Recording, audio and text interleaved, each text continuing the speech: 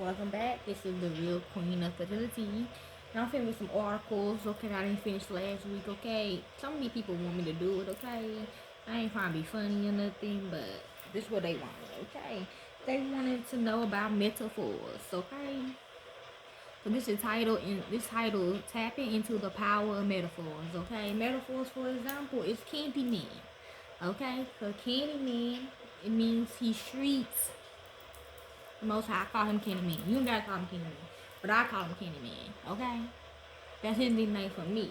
Okay? Because he treats. He give you gifts. Okay?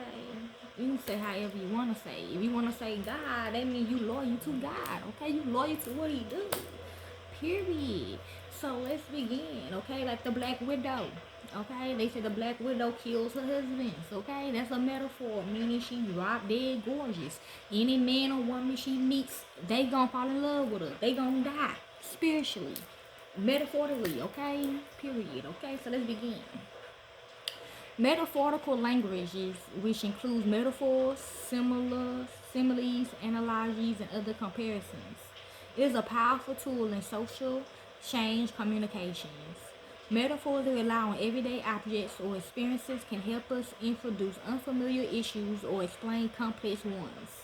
This is especially helpful when we need to put a new issue on the public agenda or make sure that sound science informs policy decisions.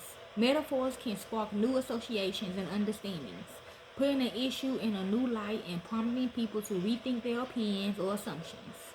When we need to shift widely shared mindsets, the right metaphor can make the difference. That's what I thought. That would mean him both thought. And because metaphors gives us a new mental framework for thinking and talking about a topic, they can open up dead-end conversations and repetitive debates. Losing metaphor can help us advance ideas and avoid wasting energy by rebooting talking points that halt progressive change. Metaphors are powerful and we can use them to build understanding and shape the conversation on social issues. But we need to use them wisely and carefully. True, obviously. Here are three principles for using metaphor as a tool for social change. Okay, rely on research. Break the word down if you want to. Metaphors can powerfully affect understanding and opinions, but sometimes they can work in ways we do not expect or foresee. A metaphor highlights things and hides others. Each comes with its own sets of emphasis and blind spots. We cannot reliably predict, based only on our own close to the issue intuition, how large numbers of people will respond to a metaphor. The right comparison can advance our issues, but the wrong one can set us back. We do not have to leave this to chance. The Framework Institute has tested hundreds of metaphors on dozens. Even they told me that was a good name, okay? Or the people I work with, the big ones, okay? That's on this earth, okay? Over the years, with each freely available study typically involving multiple research methods and a sample of several thousand people. Therefore, in most cases, we can use metaphors that have been tested to make sure they faithfully represent important concepts, build understanding, and promote progressive policy professions. On issues for which metaphors have not been tested, we can simulate their explanatory power with other techniques, like laying out cause and effect links or using red craft examples. 2. Introduce metaphors early and explicitly. We thought we did. Metaphors are more effective in social change communication than are other approaches. Explanatory metaphors help people make sense of a topic. If we introduce them early, they guide how people respond to the rest of the communication. However, we should avoid, that's why they say that. Never mind. However, we should avoid introducing distracting metaphors. See, they say this is a distraction, okay? For example, if we start by naming the issue as it's coming in political campaigning, they can bring up all the association that people have with the topic. Whether it's anti-black stereotypes associated with welfare or the political polarization attached to climate change. Often, these are the very ideas we are trying to change.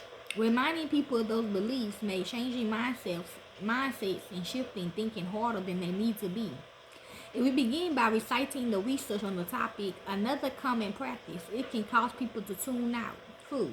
This is especially true when we present people with lengthy lists of negative outcomes. True, leading people to conclude the problem is too big to solve. True, that's for me right there. While avoiding the wrong metaphors and overwhelming research, we still often need to provide a context for our message when we do not offer a frame of reference. People fall back on frames and mindsets they have picked up elsewhere. Metaphors can help us avoid this by proactively opening channels for people to think about new ideas. Okay? Next, extend metaphor over time, across contexts, and across networks. For new ways of thinking to take root, we must continually cultivate them. This involves repeating our ideas without sounding repetitive, and engaging others in sharing and expressing those same ideas in their own way.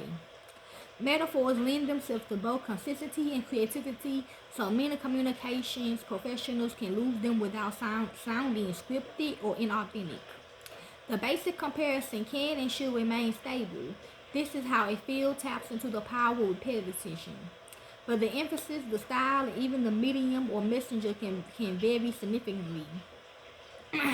A good example comes from Framework's long-standing partnership with the Center on the Developing Child at Harvard University, which had led to the creation of several metaphors to translate key concepts in early childhood development. We have seen the metaphor of brain architecture used by a wide range of experts, including neuroscientists, policy advocates, and staff at child care centers. Yes, like kid games, okay, so like that.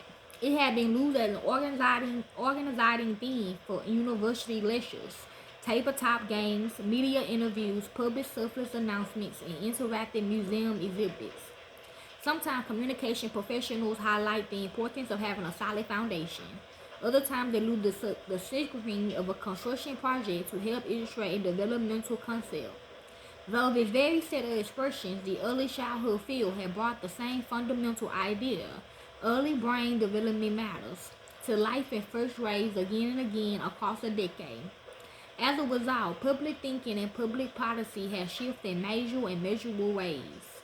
Conclusion. Metaphors are not literally devices, but also devices for thinking.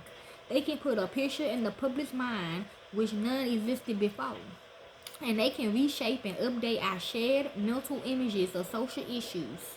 When we use them wisely in our social change communication, we can amplify our impact.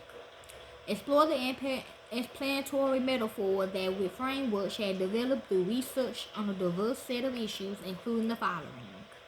Okay, that I just read. Okay, so enjoy for some of you others that already that needed to know. Okay, some of y'all knew, some of y'all don't know. Okay, the one that told me in my email that what I did for y'all. Thank you. I also got a class on YouTube about all this stuff. Okay.